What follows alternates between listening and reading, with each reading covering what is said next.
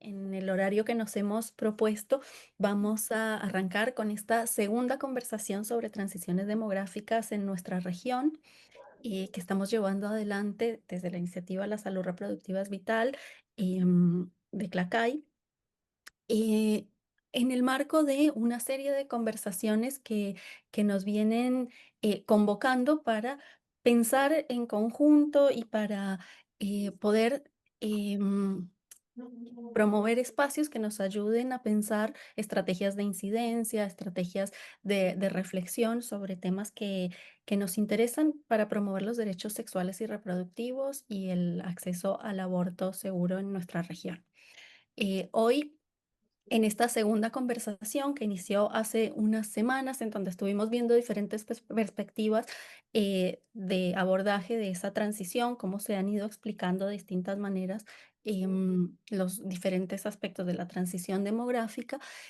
Hoy, en esta segunda conversación, quisiéramos pensar sobre los argumentos y algunas líneas que, que empiezan a verse en nuestra región para justificar diferentes políticas, eh, en muchos casos regresivas en materia de derechos sexuales y reproductivos.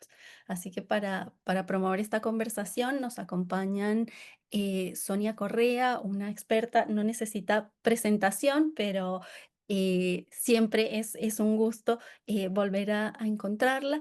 em, y poder compartir sus reflexiones. Estará conversando con Agustina Ramón Michel, abogada, cosecretaria ejecutiva de CLACAI, y también la idea es que ustedes puedan participar y que esta sea verdaderamente una conversación, no solamente entre ellas dos, sino entre todas las personas que estamos presentes. Así que, sin más, la idea es que ellas puedan hacer una primera eh, presentación, que Sonia pueda hacernos una presentación de algunas ideas disparadoras para esta conversación y a partir de ahí, junto con Agustina, em, reflexionar en conjunto sobre este tema. Así que yo, sin más preámbulo, te cedo la palabra, Sonia. Muchísimas gracias por acompañarnos. Hola, buenas tardes, buenos días. Yo sé que hay gente ahí que está todavía por las mañanas, ¿no? Quiero agradecer mucho a Clacay, a Sonia, a Agustina, ¿no? La invitación para estar con ustedes. Y es un tema candente, ¿no? El neopronatalismo es un tema candente de los giros a la ultraderecha que estamos asistiendo, sino en todo el mundo, seguramente en las Américas y Europa. Y quería empezar diciendo que durante los últimos años, los últimos 2 años, yo tengo dicho muchas veces que no estaba en mis planes ah, llegar a la llamada mejor edad de mi vida estudiando fascismo y ultraderecha. Pero las contingencias del mundo me han puesto acá, ¿no? Del mismo modo, yo nunca pensé que pasadas 3 décadas volvería al tema de las políticas demográficas, ¿no? Porque lo considerábamos como superado, más o menos superado, por el nuevo consenso del Cairo y de Beijing en torno a un enfoque de derechos, igualdad, superación de la pobreza y derechos sexuales y reproductivos como parámetros para ecuacionar las llamadas políticas poblacionales. Pero acá estamos, ¿no? Una otra sorpresa con tinieblas, ¿no? Pensando sobre lo que yo iba a aportar al debate, yo asistí la última. Dame um minuto. Por favor, gente. Gente, é porque eu estou num webinar da Abra. Tá, um pouquinho, obrigada. Que iba a traer al debate. Yo asistí al otro webinario, me pareció súper interesante. Es enmarcado en un análisis demográfico, eso es súper importante. No voy a tratar de eso, no es porque no me parezca importante, porque quería hacer un otro encuadre de la cuestión, ¿no? Que es de contextualizar históricamente la cuestión demográfica para situar en ella ese nuevo pánico de la caída de fecundidad, ¿no? Y pensé en hacerlo en tres bloques, tres provocaciones, ¿no? Por así decir, ¿no? La primera provocación se refiere al atavismo o al apego a las concepciones pronatalistas. Y pienso que tenemos que tener eso en cuenta cuando evaluamos ese nuevo escenario del siglo XXI. Y quiero citar mi amigo, yo tenía un amigo jesuita de la teología de la liberación conectado con Católicas por el Derecho a Decidir, que ya se fue, que se llamaba Daniel Maguire, un jesuita norteamericano, que siempre yo lo conocí en las conferencias de los años 90 y siempre que él comenzaba sus intervenciones sobre derechos reproductivos en los side events de las Naciones Unidas, en la conferencia de Cairo, después Beijing, él subrayaba que teníamos que acordarnos que durante cientos de miles de años las culturas humanas han experimentado tasas brutales e inmutables de mortalidad, ¿no? Se estima que durante 200.000 años la expectativa de vida no superó 30 años, ¿no? Era 32 años al comienzo del siglo XIX, ¿no? Y en ese sentido, decía Daniel, es más que comprensible que la natalidad sea hipervalorizada en todas las culturas y que haya mucha resistencia a las proposiciones de regulación, reducción, cambios de los parámetros de natalidad, ¿no? Y claro, nosotros conocemos los discursos que glorifican la natalidad, que van del Génesis a la famosa frase de Alberdi en el siglo XIX de Argentina, que gobernar es poblar, ¿no? Y eso pasando por Aristóteles, con la trascendencia de la reproducción, reconvertida en las tesis de San Tomás, en la Suma Teológica y por lo tanto en la ley natural, cuya resurgencia es también parte del escenario de la resurgencia del neonatalismo, ¿no? Y más cerca de nosotros, ¿no? Hay que acordar que en la conferencia de Bucarest de 74 de población, la reacción de los países del sur a las proposiciones de planificación familiar ha sido casi universal. El único país del sur que aceptó la idea de planificación familiar en 74 fue México, ¿no? Después, China e India, algunos años más tarde, también han cambiado de posición, pero el discurso de Bucarest era el desarrollo es el mejor contraceptivo, ¿no? Una resistencia fatal a cualquier medida de control de fecundidad. Ah,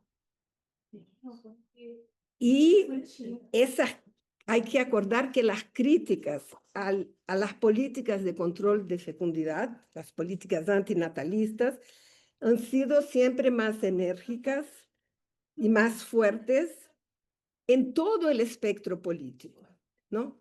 Todo el espectro político criticaba mucho más políticas de control de fecundidad que políticas natalistas. Incluso en el campo feminista, porque yo releí el libro que publiqué en 94, ¿no? Sobre política de población, derechos reproductivos, de la perspectiva de la feminista del sur, y me he dado cuenta que aun cuando el primer capítulo comienza afirmando que las primeras intervenciones estatales en materia de fecundidad han sido las políticas pronatalistas del siglo XIX, y hay una sesión, ¿no? En el primer capítulo sobre pronatalismo, que habla de tendencias o una cultura pronatalista en Argentina, en Uruguay, ¿no? En esa época. Efectivamente, el libro está enfocado en la crítica de las políticas de control de fecundidad. ¿No? Eso para decir que mismo entre nosotras, la crítica de la natalidad era como baja hace 30 años, ¿no? Por ejemplo, yo fui a buscar en el libro alguna mención al famoso caso de Rumania, que fue el caso más dramático de políticas pronatalistas de esa época, con una política rigorosísima de control de aborto que ha tenido efectos dramáticos sobre mortalidad materna. En mi libro, que yo escribí, el tema de Rumania está en un pie de página, ¿no? Entonces creo que estoy llamando atención de eso porque el atavismo del pronatalismo está presente y sigue presente y es un elemento que hace muy difícil la contestación de esa nueva ola de discurso, ¿no? Bueno, mi punto 2 sería, ¿qué hay de común o de diferente entre el antinatalismo del siglo XX, ¿no? Esas políticas antinatalistas que se han consolidado desde los años 60 y el neonatalismo del siglo XXI, ¿no? ¿Hay puntos comunes o hay diferencias, no? Una primera observación que quiero hacer es que las propuestas de políticas antinatalistas que se hicieron ideológicamente hegemónicas en el norte global, porque hay que decir que eso fue una hegemonía ideológica en el norte global en aquel momento, ¿no? Eran justificadas con argumentos que combinaban datos estadísticos sobre el crecimiento desmesurado de la población del sur, del Ecuador, después de los años 50, porque fue cuando eso empezó a pasar, no estaba antes, con discursos variables que incitaban al pánico político. Entonces, una anunciada hambruna mundial inexorable por el crecimiento poblacional al sur, los primeros argumentos que asociaban el crecimiento demográfico con la destrucción medioambiental, pero también las tesis de que el crecimiento demográfico estaba creando masas fácilmente capturables por el comunismo, ¿no? Hay que acordarse de eso, ¿no? Esa construcción de los años 60, 70 ocultaba cosas, ¿no? ¿Qué ocultaba?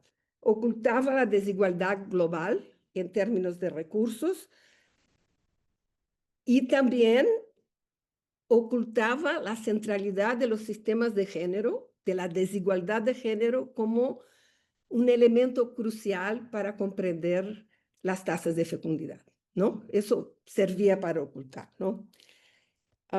Pero, como yo he dicho, la visión neomalthusiana era occidental, norteña y de derecha, en un sentido más convencional, ¿no? Defensa del orden del capitalismo, del orden mundial de la Guerra Fría, etcétera, ¿no? Y aunque China e India y México antes han adherido al consenso antinatalista, eso no ocurrió de forma generalizada en el sur del mundo, ¿no? Cuando fuimos hacia la conferencia de los 80 de población o más tarde al Cairo, al sur del mundo, digamos África, Asia o misma América Latina, los sentimientos y las posiciones natalistas persistían, ¿no?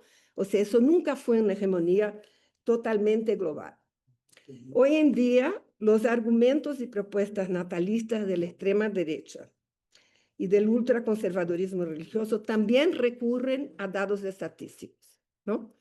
Sobre todo en relación a los efectos de la baja fecundidad sobre los sistemas de empleo y seguridad social.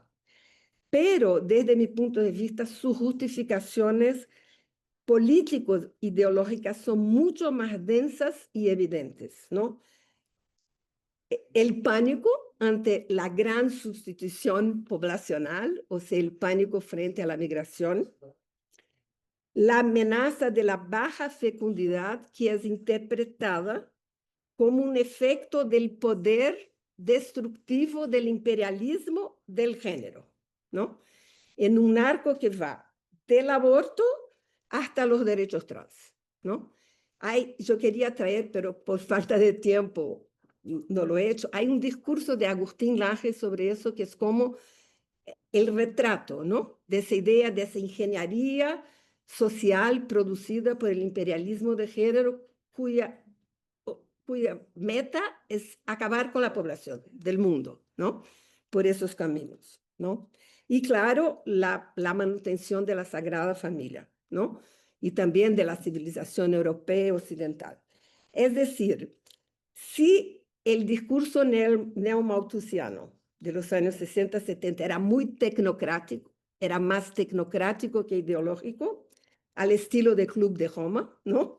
Y de los discursos del Banco Mundial, el neonatalismo del siglo XXI evoca directamente los discursos y la atmósfera del fascismo histórico, que ha sido descrito por la filósofa italiana María Antonietta Maciocchi, que fue una de las primeras investigadoras de la situación de las mujeres bajo el fascismo en un libro de los años 80, que si no han leído, es difícil de encontrar, pero que si no han leído yo recomiendo mucho. En ese libro ella tiene una frase que a mi ver es como el retrato de lo que pasa hoy. Ella escribe, la peste emocional del fascismo se propagó como una epidemia familista. Las naciones fueron equiparadas a un vasto conjunto de moléculas familiares volcadas hacia la reproducción. Y estoy llamando la atención de eso porque esas no son construcciones discursivas que pueden ser desconstruidas con solo con argumentos de razonabilidad política. Requieren otro tipo de acción política para que sean desarmadas, ¿no?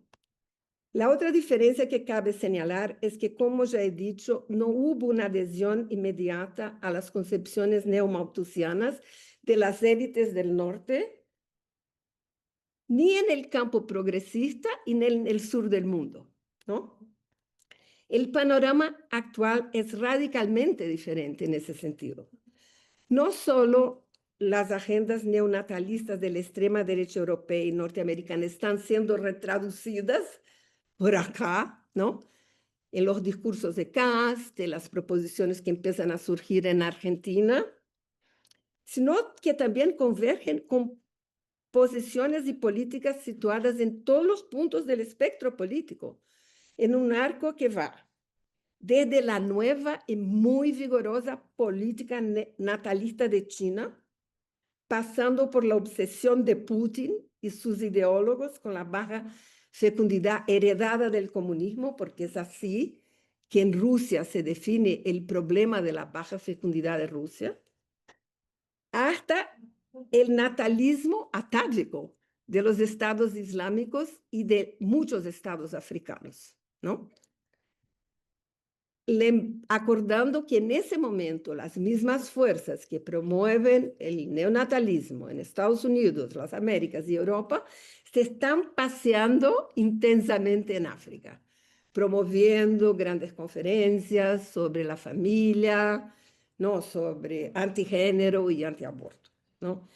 Pero eso también dialoga con las inquietudes japonesas y europeas sobre baja de fecundidad, que no son extremistas, no son de derecha, ¿no? Pero que comparten con la extrema derecha el rechazo potencial al aporte demográfico de la migración como una posibilidad de solucionar la ecuación de la baja fecundidad, ¿no? Ah, y yo quiero acordar que eso ya estaba en la agenda de las democracias liberales de Europa y de Japón en los años 90, cuando empezamos nuestro camino hacia el Cairo y Beijing y la legitimación de los derechos sexuales y reproductivos. Y voy a terminar acá. En preparación para el Cairo, la querida demógrafa brasileña Elsa Bercó, que va a cumplir 100 años ese año, en octubre, y quería mencionarla como un tributo a ella, ¿no? En el mismo momento en que escribía ella un texto que fue un texto icónico, ¿no? Sobre la deuda que los estados latinoamericanos tenían con las mujeres de la región por no haber implementado políticas de salud reproductiva y respetado sus derechos reproductivos. Ella también escribió un texto magnífico sobre el tema de la baja fecundidad en Europa, ¿no? Donde ella elaboró la metáfora de la transfusión poblacional, que me parece una linda metáfora, ¿no? Y ella decía, no hay solución mirando todos los datos y las tendencias y cómo se comportan las mujeres frente a la fecundidad en Europa, no hay solución para la baja fecundidad de Europa o de Japón que no sea la abertura de fronteras para la transfusión poblacional. Y lamentablemente, lo que asistimos desde entonces no fue nada más que cierre de fronteras y cierre de fronteras y cierre de fronteras, que tiene ahora en Estados Unidos, digamos, el ejemplo más dramático y drástico, ¿no? Con la diferencia, y aquí quiero remarcar eso, que en Estados Unidos no había preocupación por fecundidad baja, ¿eh? No había, ¿no? Porque Estados Unidos reponía su fecundidad por la vía de la migración, ¿no? Entonces, la pregunta que queda para ese momento, dada la furia antimigratoria, ¿no? del gobierno Trump, que va de mano con esa resurgencia del neonatalismo. ¿Cómo leer eso? ¿No? ¿Cómo leer esa composición? Yo pienso que eso es muy parecido a lo que en el libro de 94, en el libro de 94 yo he hecho, empezamos, ¿no? Porque es con Rebecca Reichman, empezamos haciendo una tipología de las políticas poblacionales de los años 90. Y entre esas políticas había el modelo que llamábamos el modelo de doble cara. ¿Qué es el modelo de doble cara? Era el modelo de solo dos países, África del Sur del apartheid y Malasia, que es la política que promovía en África del Sur del apartheid el crecimiento, fomentaba, incentivaba el crecimiento de la fecundidad de la gente blanca, mientras implementaba una política coercitiva dura de control de fecundidad de la población negra, ¿no? Lo que asistimos hoy, en especial en Estados Unidos, tiene a mi ver correlación con ese modelo de doble cara. Y en ese sentido no me parece accidental que uno de los promotores más importantes del neonatalismo contemporáneo es una persona que se llama Elon Musk, que nació y creció en Sudáfrica del apartheid. Y no sé si saben ustedes, pero un momento, un hecho importante del neonatalismo contemporáneo es que Elon Musk está financiando plataformas de promoción del neonatalismo, entre ellas una plataforma que se llama XY Road, ¿no? Que es la plataforma creada por Kathleen Novak, a expresidente de Hungría, ¿no? Que era la ministra de la familia de Hungría de Orbán antes de ser presidente, que fue echada de su puesto el año pasado en un escándalo, ¿no?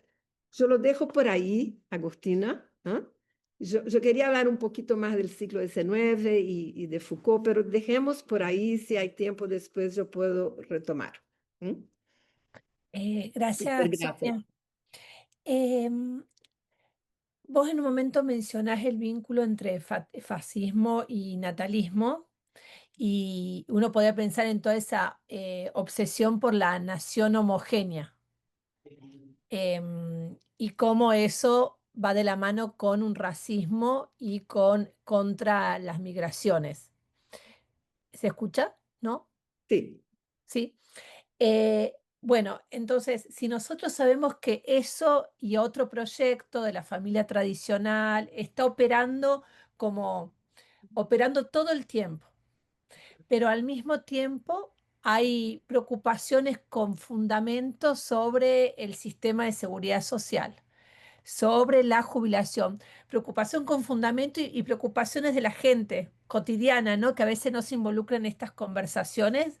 Entonces, mi pregunta era, ¿cómo tener una conversación pública y una disputa, porque también estamos frente a una batalla, una conversación pública, pero también una disputa donde sabemos que están operando estas dos dimensiones, preocupaciones, si se quiere, más cándidas, pero con fundamento empírico sobre el sistema jubilatorio, o que qué pena que ya no haya tantos hijos, ¿no? Estas preocupaciones, y después todo un proyecto político y algo en el medio. ¿Cómo hacemos para tener un discurso? A uno la llaman de la radio, y uno trata de decir, bueno, no, no hay que preocuparse tanto por esto, pero creo que tenemos que armarnos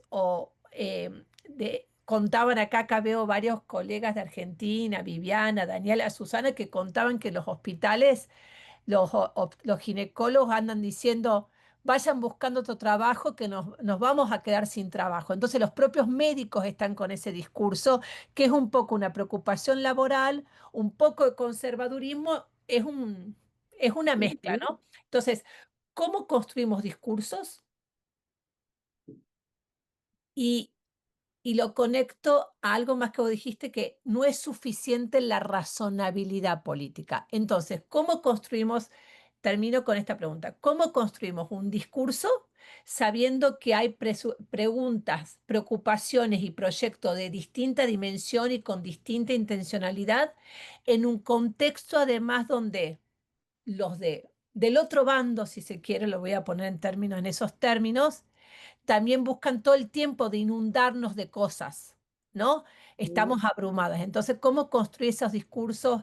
¿Cómo construir esas perspectivas para resistir, ¿no? Porque es difícil pensar en avanzar hoy, sino más en clave de resistencia. Mira, no es una respuesta sencilla, pero yo diría que la experiencia que tuvimos, la experiencia que construimos como feministas y el campo más amplio de defensores de la libertad reproductiva, de la autonomía reproductiva y del derecho de la gente a decidir sobre sus vidas. En los años 80 y 90, para se contraponer a las políticas antinatalistas, nos da como pistas, ¿no? Para responder ahora.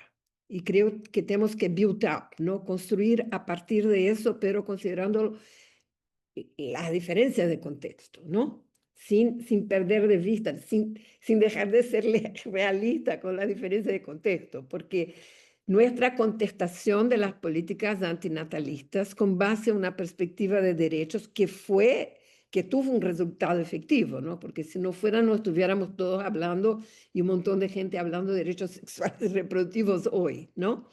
Aunque en la realidad eso se pase distinto.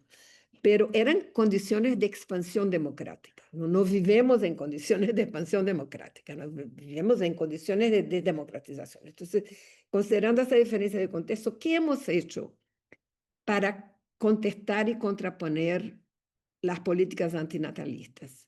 La primera cosa que hemos hecho ha sido de desacoplar el discurso tecnocrático, pseudocientífico sobre el crecimiento poblacional de lo que era ideología. O sea, apuntar que acá hay una hibridización que tiene que ser rompida, ¿no?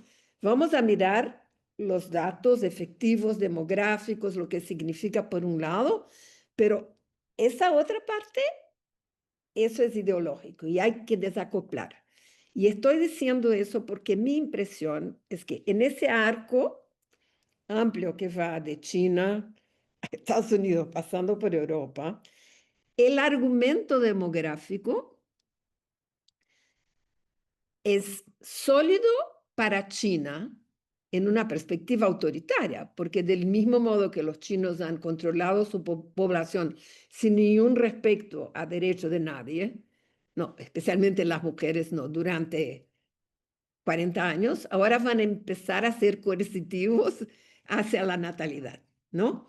Entonces, ahí el argumento en China, ¿no? El argumento demográfico colga, pero colga en una perspectiva que es totalmente antidemocrática.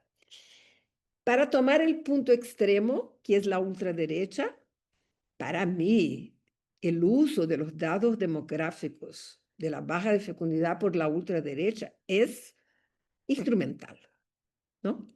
¿No? Es puramente instrumental. Ellos no pueden estar preocupados con el sistema de empleo y seguridad social, ¿no? O de jubilación, cuando miras lo que están haciendo, ¿no? Mira lo que ha hecho Trump, ¿no? Ha destruido el Labor Department, ¿no? Acaba de demisionar la jefa de Labor Statistics porque le dio datos que no quería leer. O sea, puede ser que Orbán, porque es del contexto europeo, donde hay un tono un poco más de protección de Estado social, pero cuando viene del lado de Estados Unidos, de la extrema derecha más radical, no, porque esas fuerzas no tienen compromiso con seguridad social, ¿no? Tiene una visión privatista de la seguridad. Es devolver la protección social a la familia, ¿ok? No, ese es el proyecto, ¿no? De esas fuerzas más radicales. Entonces creo que separar eso y decir, mira, eso es puro argumento instrumental. Además de ser neofascista, potencialmente coercitivo, no tiene nada de derecho. Yo pienso que la conversación tiene que ser distinta en el contexto europeo, por ejemplo, porque creo que efectivamente los estados aún democráticos de Europa están preocupados con la ecuación fecundidad, seguridad social, empleo. Pero en ese caso hay que decirles, señoras y señores, como decía Elsa Berko hace 30 años, eso no se va a ecuacionar sin migración.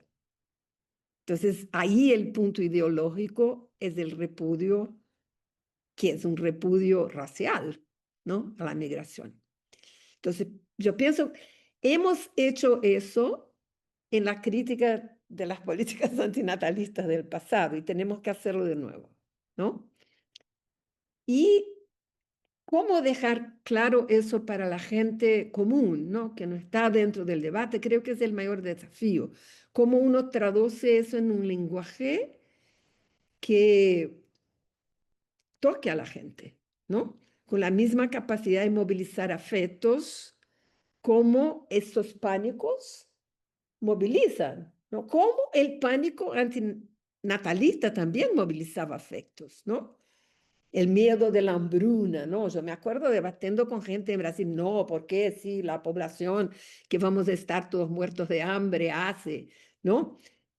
Y, en fin, creo que es un reto, pero lo hemos hecho y podemos hacerlo de nuevo, pero considerando que son condiciones mucho más difíciles, políticas, donde la abertura a debates deliberativos democráticos sobre ese tema es mucho más restringida, ¿no?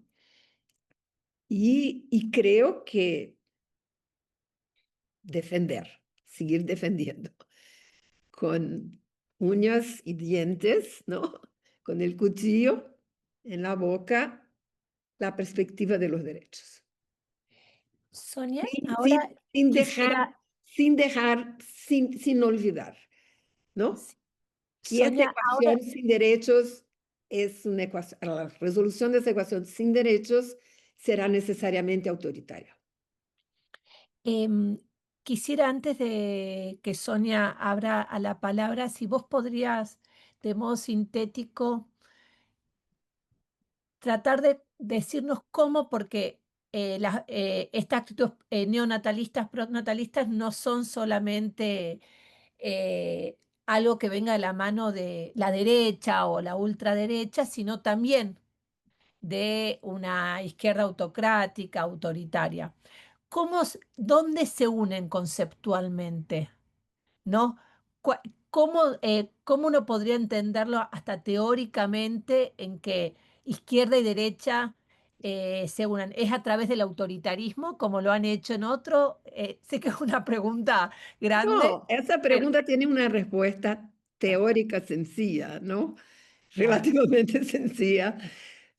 El problema es cómo traducírsela de nuevo, ¿no? A términos más palatables, más pedestres del debate, ¿no?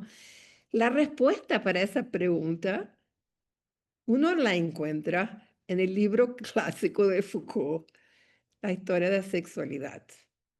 La convergencia entre izquierda, derecha, centro liberal en torno al tema de la natalidad es explicada sin mucha dificultad por el marco conceptual Foucaultiano de que la biopolítica y el biopoder son dimensiones y contingencias inevitables de la modernidad o de la manera como la modernidad organiza la gestión de la vida social y del poder. La ultraderecha y la izquierda se encuentran en la biopolítica. El Estado chino es el más consistentemente biopolítico de todos desde siempre, ¿no? ¿Y qué quiero decir con eso? Para volver a Foucault, ¿no? ¿Cuál es el marco de Foucault? Foucault Express, ¿no? Digamos, con todos los límites de hacer una intervención tan cortita. Es esa idea de que el poder en las estructuras que surgieran para gestión de la vida social en la modernidad no está en el poder visible, ¿no? Están, Foucault llamaba las telas invisibles del poder, ¿no? Y que eran para Foucault fundamentalmente científicas, ¿no? La producción de los discursos científicos, la demografía, la medicina, la educación, la pedagogía, la economía, Jeremy Bentham, ¿no? No era el poder del príncipe, ¿no? Eran esos poderes capilares organizados en torno a dos dimensiones, a lo que llama el biopoder, que es el manejo de la sociedad en escala, es el manejo poblacional, en términos de homogeneidad de las poblaciones nacionales, la nación como una nación homogénea, el, el moverse de las poblaciones, ¿no? Como se mueven, la migración, eso es el biopoder. El neonatalismo y el antinatalismo son operaciones de los aparatos del biopoder. Y eso viene junto con lo que Foucault llama los dispositivos microfísicos capilares de disciplinamiento del género, de la sexualidad, de la higiene, ¿no? De la salud mental, de la locura, ¿no? Todo pasando por el tejido de la producción secular científica, ¿no? ¿Cuál es la diferencia? Y quiero puntuar eso. Hay un sesgo en Foucault que es necesario subrayar en el momento que vivimos. Foucault escribió eso, lo pensó en los años 70, ¿no? Cuando todavía se creía en la secularización definitiva de las sociedades, y eso no pasó. Entonces, hoy tenemos el problema de que la biopolítica no es solo secular, ¿no? Hubo una absorción de la lógica biopolítica por las fuerzas del religioso que de algún modo Foucault él mismo consideraba superadas.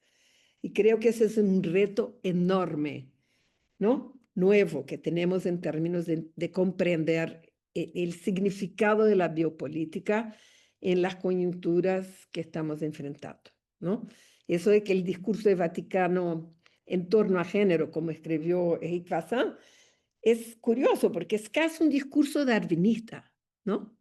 ¿No? La ley natural, no es la ley de Dios, no, el género binario es un resultado de la ley natural. Y cuestionar eso no es cuestionar Dios, ¿no? Es cuestionar Darwin, digamos, ¿no? O sea, esa impregnación, eso que Juan Marco Bayone llama de secularización estratégica, ¿no? Del discurso religioso, tiene una impregnación biopolítica, ¿no? Fatal, ¿no? Entonces, esa es la respuesta teórica, ¿no? Es ahí que Trump se encuentra, o Elon Musk se encuentra con Xi, ¿no? ¿Mm? Que Orbán se encuentra con esas izquierdas preocupadas con la baja de fecundidad. es la ecuación biopolítica. Y cómo desarmar la lógica biopolítica no es exactamente una tarea sencilla. Y los médicos y médicas que están acá, que son algunos, estoy reconociendo Viviana y otros, saben cómo es difícil, ¿no? Desarmar la lógica biopolítica en una perspectiva hacia los derechos, hacia democracia, ¿no? Hacia ah, desconstrucción, ¿no? Del ejercicio de poder del orden médico, por ejemplo, pero no solo orden médico, ¿no? El ejercicio del poder de los expertos, ¿no? Los varios expertos que actúan en la configuración del biopoder. Entonces, teóricamente es eso, ¿no? Pero, ¿qué hacemos con eso, ¿no? En términos de acción política, y es como para otro seminario. Absolutamente. Muchísimas gracias, Sonia, Agustina. Creo que fue un inicio de conversación súper interesante. A mí se me despiertan también muchas preguntas adicionales por lo que vienen diciendo. Así que abrimos un poco el piso para que quienes quieran participar y sumar algunas preguntas. En el chat aparecía una vinculada, un comentario, pregunta vinculada a la idea de equilibrio, ¿no? De que estamos ante un desequilibrio en términos de lo que significa socialmente, me parece, el nacimiento y el aborto, por ejemplo, ¿no? Como hay que equilibrar hacia el nacimiento porque eso es lo que nos está faltando. Eh, Bueno, y puedo desequilibrio aprovechar ideológico para... también suma. No sé si sobre eso tienen No, alguna... no, yo quería decir que entre otras cosas a desarmar, digo, del discurso de la derecha, ¿no? En ese ejercicio inspirado, ¿no? A, a, a lo que hicimos con el antinatalismo, ¿no? Atrás. Una de las cosas muy cruciales a desarmar es de que el aborto es la causa de la baja de fecundidad. No es. ¿Ah? Y los demógrafos progresistas que no están alineados con esas posiciones esquemáticas nos pueden ayudar en eso. El aborto corresponde a un percentual, en nuestra región, a un percentual muy bajo de lo que fue la caída de fecundidad, ¿no? Nuestra caída de fecundidad es resultado de recursos a métodos anticonceptivos, mayoritariamente. Distinto de lo que fue la baja de fecundidad, los estudios históricos de demografía les van a contar, ¿no? La baja de fecundidad en Uruguay, Argentina, en menor medida Chile, de los años 40, 50 hasta 60, que eran los países que ya tenían fecundidad más baja en aquel momento. Esa es una baja de fecundidad que fue toda con base en aborto, básicamente, ¿no? Porque había condones, ¿no? Coito interruptus y aborto, ¿no? Entonces, aborto tenía un peso en la baja de fecundidad del pasado enorme, eso ya no es así ahora. Entonces, usar datos concretos, estadísticos, argumentar contra eso, yo diría que el aborto es nada más que una opción de regulación de la fecundidad. O sea, desarmar el fantasma del aborto, ¿no? Como es en la baja de fecundidad, yo diría que es un tema prioritario, ¿no? Sobre todo para Clacay, ¿no? Eso no, la baja de fecundidad no viene del aborto, ¿no? Y Absolutamente. lo que Bueno, motiva la baja de fecundidad, ni tampoco, ¿no? Es el deseo increíble el deseo incontrolable que las mujeres tienen de abortar, porque, digamos, el discurso va en esa dirección, ¿no? ¿No? Es el aborto que está bajando la fecundidad porque las mujeres tienen ese deseo incontrolable de abortar, ¿no? ¿No? Esa fantasmagoría.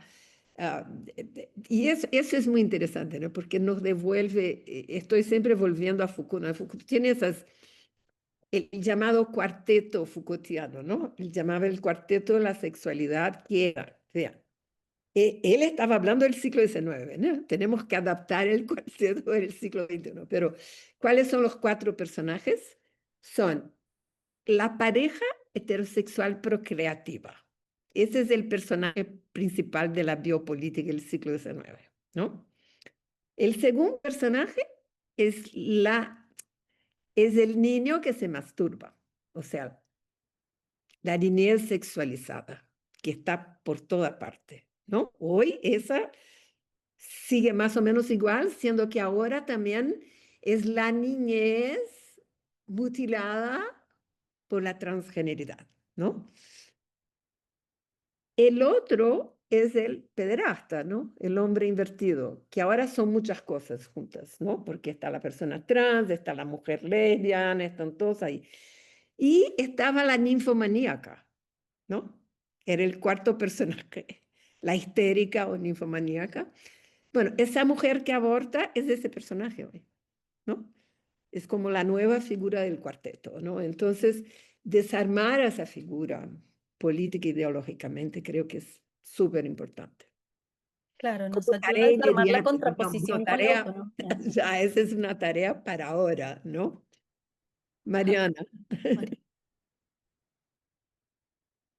Gracias, Sonia, gracias nada, por la claridad, por todas las ideas que trajiste a la mesa y les pusiste también para ayudarnos a pensar y reflexionar, a veces en mi caso más ordenadamente sobre esto, ¿no? Pero yo me quedé pensando en esta última cosa que decías, esta idea todo el tiempo argumental de que, bueno, de que ahora bajó la fecundidad, ahora hay menos nacimientos porque hay aborto en la Argentina, ¿no? Y eso no es así. Si lo miramos, eh, justamente, digo, el descenso de la fecundidad en la Argentina data de hace muchísimos años. Quizás lo que ayudó particularmente al descenso de la fecundidad en niñas y adolescentes fueron intervenciones en las cuales el aborto fue parte de esa intervención, pero fue la posibilidad de que accedan a métodos anticonceptivos y a embarazos, digamos, para prevenir embarazos no intencionales, ¿no? Ahora, el punto es que nosotras podemos desplegar todos estos argumentos, como vos decías, toda esta racionalidad argumentativa, y eso no a un tipo como Laje o a... No, no, no les interesa, no les interesa, para nada. Hay que desarmarlo desde otra perspectiva. Y de hecho, en mi sensación, y no estoy diciendo nada novedoso, es que sus argumentos son cada vez más sostenibles desde su perspectiva. O sea, cuando, como puso Vivi en el chat, la vice jefa de gobierno de la ciudad de Buenos Aires, la ciudad se supone más progresista del país, etcétera, etcétera, dice que van a promover la implementación de un protocolo de protección de los 1000 días después de nacido, etcétera, para equilibrar la balanza, o sea, para equilibrar la balanza que abortan versus que no abortan, ¿no? Algo así.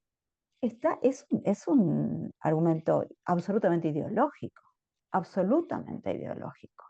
Entonces, ahí me parece que es encontrarle un tono a algo que nos cuesta mucho, que sin resignar, obviamente, nuestra posición ideológica, combatir alguno de esos argumentos. Porque la verdad es que la racionalidad solo le habla a la gente como nosotros.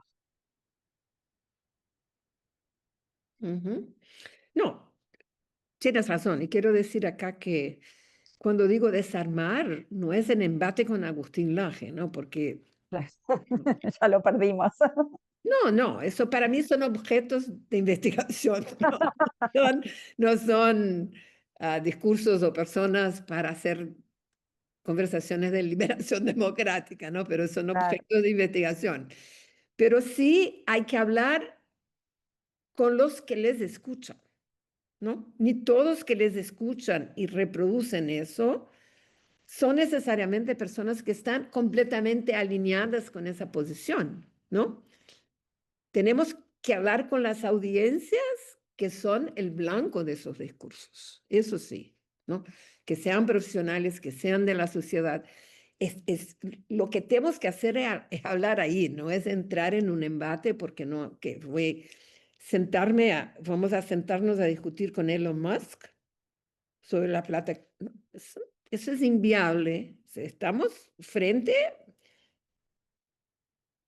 a fuerzas neofascistas, ¿no? Es tan claro cuanto el agua en ese momento. Creo la discusión si eso es o no fascismo, creo que ya está superada, ¿no? Después de que tantos y tantos personajes y expertos ya lo dicen, ¿no? Entonces creo que con quién estamos hablando sobre eso, creo que es una tarea importante. Desarmar, eso me parece muy difícil, desarmar ese apego atávico al natalismo, ¿no? Es muy profundo, es una camada geológica, ¿no? Eso se incita con mucha facilidad, ¿no? Eso viene, estamos desapareciendo, ¿no? ¿Cómo manejar eso? Ah, acordar a la gente, y no estoy hablando con los maestros de esos discursos, pero con la gente, acordar que lo que motiva a la gente a la baja fecundidad son muchas cosas, ¿no? Hay muchos factores que movilizan y que explican la baja fecundidad, ¿no? Así como la alta fecundidad del pasado también tenía muchos factores, entre ellos, centralmente, la desigualdad de género, ¿no? No solo porque no había opciones contraceptivas, o había muy pocas, pero fundamentalmente las mujeres eran obligadas, ¿no? Obligadas a tener hijos, porque el sistema de sexo-género era así, ¿no? Yo me acuerdo y son esos estudios que tenemos que traer de vuelta, ¿no? Yo me acuerdo de un estudio maravilloso de Suecia, del ciclo de C8, que se ha hecho, porque Suecia tiene esa cosa increíble, ¿no? Unos datos demográficos, estadísticos que remontan a no sé a dónde, y un estudio de las iglesias de Suecia sobre los muertos, ¿no? Y descubren que hay un montón de niños muertos en Suecia en el siglo XVIII, comienzo del XIX, que son niños muertos porque las madres se duermen sobre ellos, ¿no? No son niños muertos naturalmente, es infanticidio, ¿ah? ¿No? O sea, una manera de solucionar el problema de la natalidad forzada, ¿no?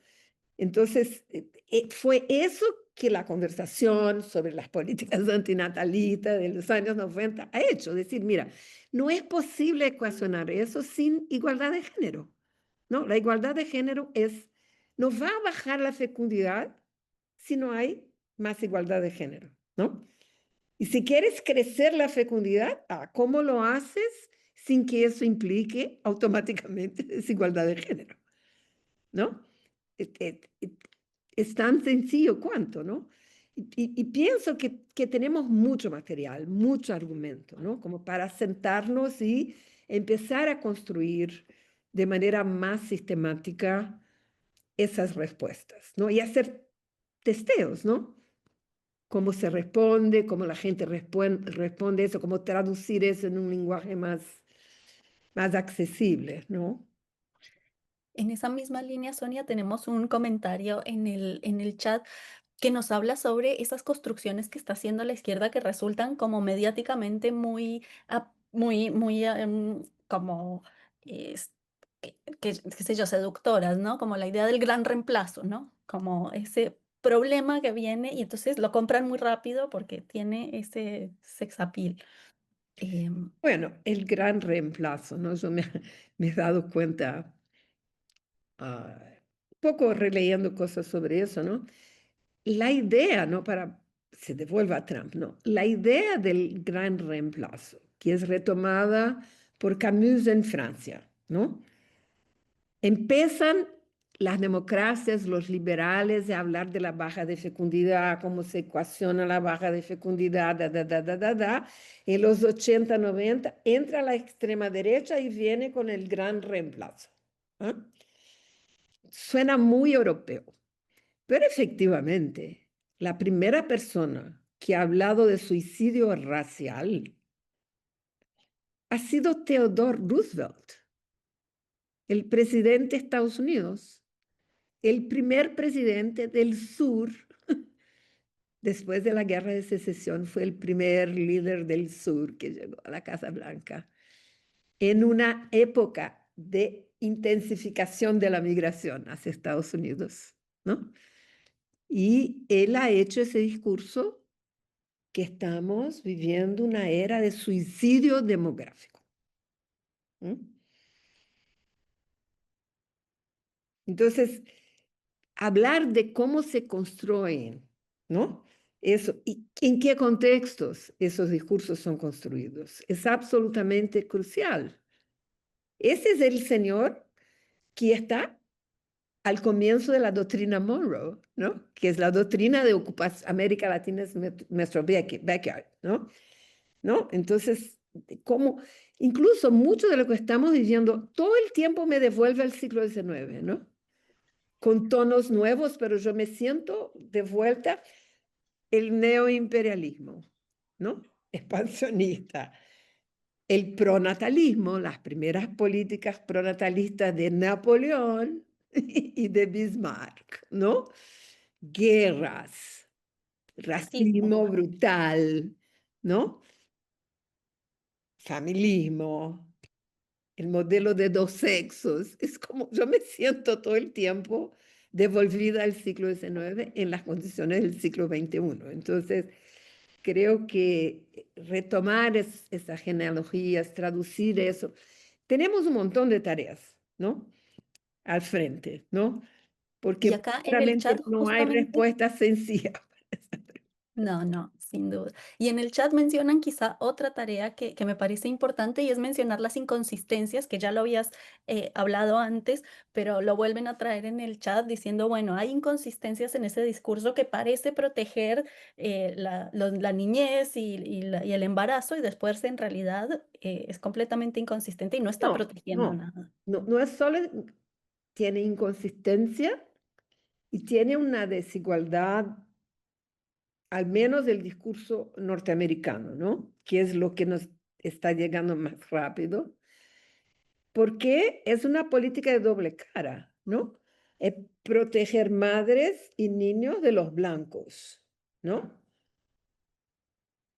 Pero a los migrantes vemos lo que está haciendo. ¿Qué está haciendo la política norteamericana de cooperación internacional con África? No hay nada más necropolítico desde mi punto de vista. Neonatalismo para nosotros y estamos quemando 9 millones de anticonceptivos que están parqueados en un depósito en Bélgica, que eran anticonceptivos que iban a África, fundamentalmente. ¿Y qué va a pasar en África? Los médicos y médicas acá saben. ¿Qué va a pasar? Crecimiento de tasas de mortalidad materna, que ya son inaceptables, ¿no? En un contexto que ya es marcado por pronatalismo atávico, ¿no? Absolutamente. Entonces, empezar a hacer esas conexiones, ¿no? Los anticonceptivos quemados de Bruselas, a quemarse en Bruselas, no están disociados de las proposiciones ideológicas pronatalistas, ¿no? Son como parte, hay que mirarlo como parte de una misma ecuación, ¿no? Totalmente.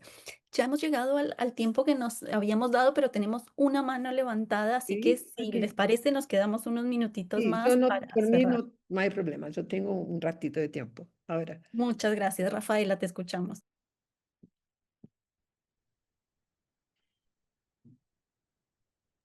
Rafa, Rafa, me ¿estás ahí? parece que ¿Estás estás muteada. silenciada? Todavía no te escuchamos, me parece que sigues con el micrófono cerrado.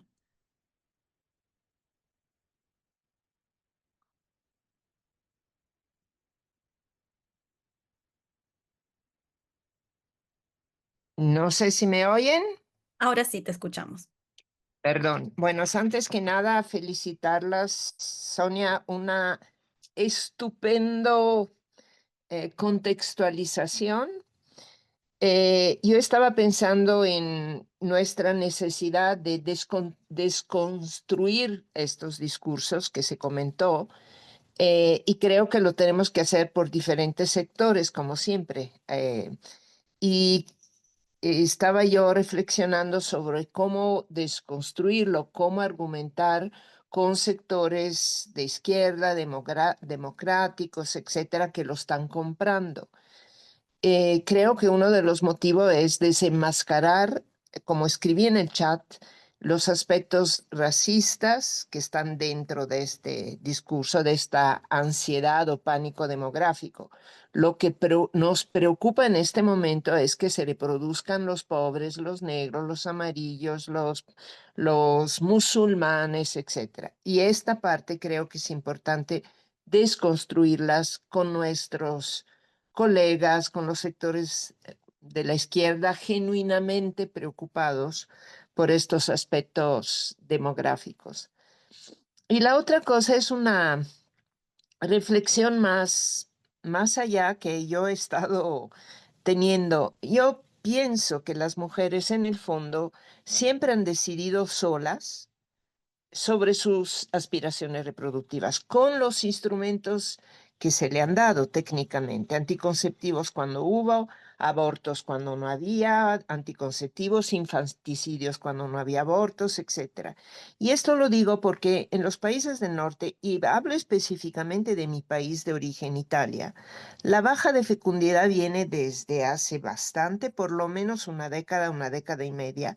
Italia nunca tuvo programas de reducción públicos, oficiales, de control de la fecundidad.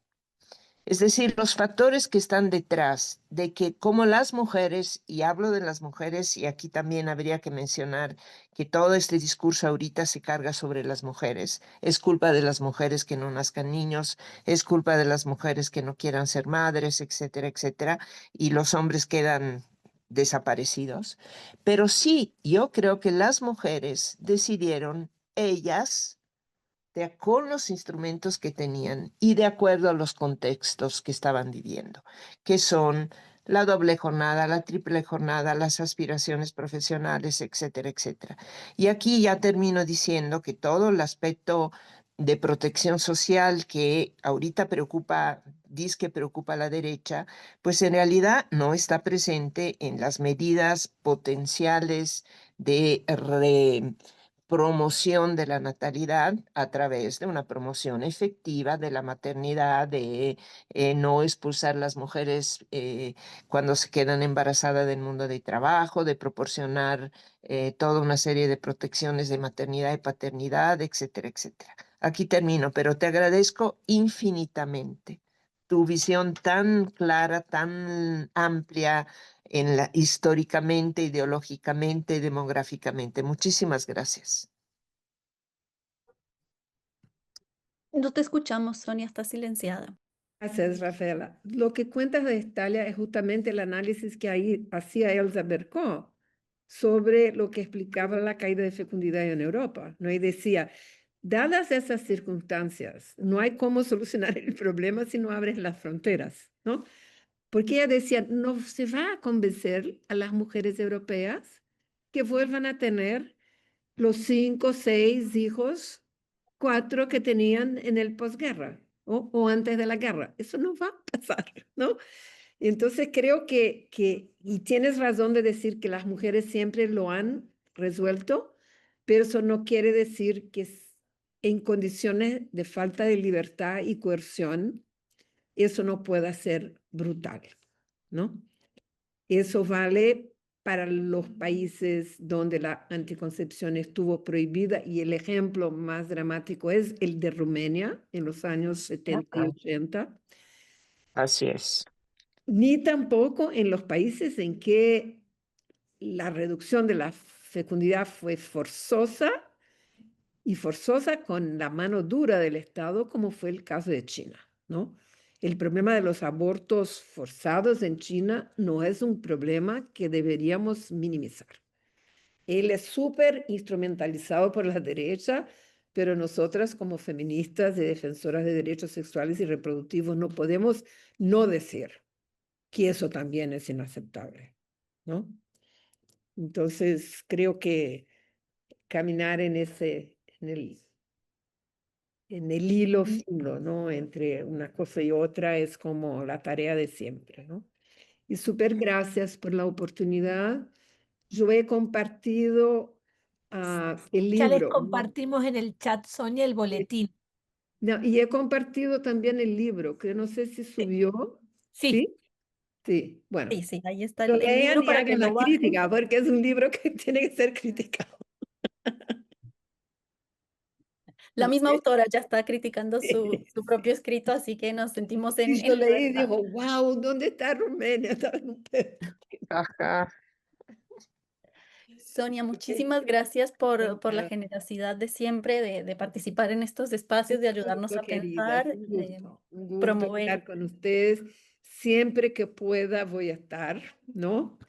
Y ustedes saben que mi agenda es, ¿no? Estoy acá en el medio, en un seminario, me saqué a la hora del almuerzo para estar con ustedes.